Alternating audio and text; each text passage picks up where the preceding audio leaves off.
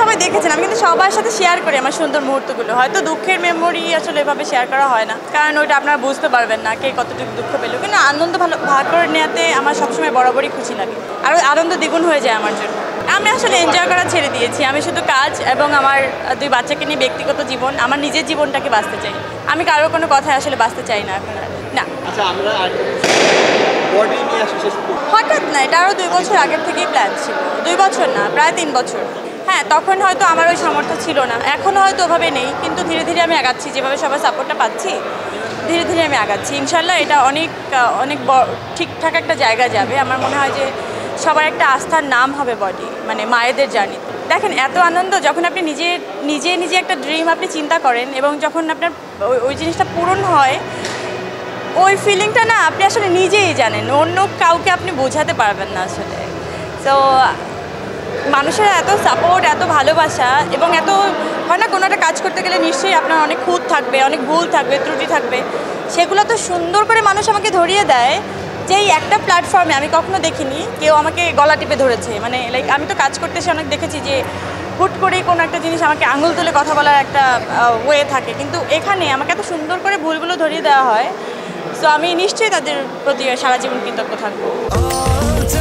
স্বাস্থ্যকর all time honeycomb, সব সময় অল টাইম হেলদি লাইফ।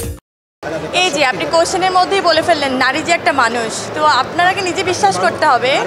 এটা আপনারাই যখন এত গলা উঁচা করে বলেন যে নারীরাও একজন মানুষ, তখন আমাদের আর কিছু বলা থাকে না। না, ওটা ভাবতে হবে যে আমরা আসলে মানুষ। তো ওটা যখন ভাববেন যে আমরা, তখন এই ব্যাপারগুলো আসলে থাকবে না, এই বৈষম্যগুলো থাকবে না। হ্যাঁ, কিছু কিছু জিনিস তো আলাদা করে আল্লাহ সৃষ্টি করেছেনই। কে নারী কে পুরুষ, কে কী কাজে পারদর্শী, তাই বলে তো আসলে আপনি গাছ উঠতে পারেন বলে তো আমি গাছ উঠতে পারবো, সবাই গাছ উঠতে পারবে তা তো না। হয়তো 2-1 জন গাছ উঠতে পারে, তাই বলে সবাইকে ঢালাভাবে দেখলে তো হবে না। কিন্তু যার প্ল্যাটফর্মে যে কাজে পারদর্শী তাকে সেই জিনিসটা করতে বাধা দেওয়াটা কিন্তু মানে এটা আসলে আমার মনে হয় এই জায়গাটাতে আমাদের একটু সচেতন হওয়া উচিত। যে কাজের উপরে আসলে ফোকাসটা করতে চাই, সেই ফোকাসটা নষ্ট করতে দেওয়া আমাদের একদম ঠিক হবে না আমার মনে হয়।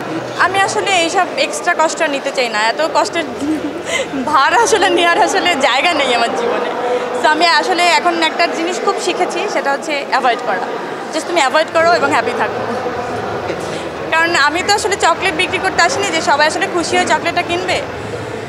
আমি একজন মানুষ, নানা রকম জিনিসপত্র আসলে সাধারণ মানুষের যেমন হয় আমারও তেমনই হয়।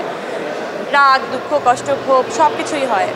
তো সেখান থেকে আমি একটা রিয়াকশন করে বসলে কী হবে জানেন, না নায়িকা মানুষ এটা করা যাবে না। তো এই বাউন্ডারির মধ্যে যখন আমি পড়ে গেছি, তখন আমার মনে হয় না, আমি জাস্ট অ্যাভয়েড করি। মানে আমি তো সব কিছু নিতে পারি না, আমি ধুম করে রিয়াক্ট করে ফেলি। তো রিয়াকশানটা একটু মানুষ নিতে পারে না। তো আমি চিন্তা করেছি আমি অ্যাভয়েডই করে যাব।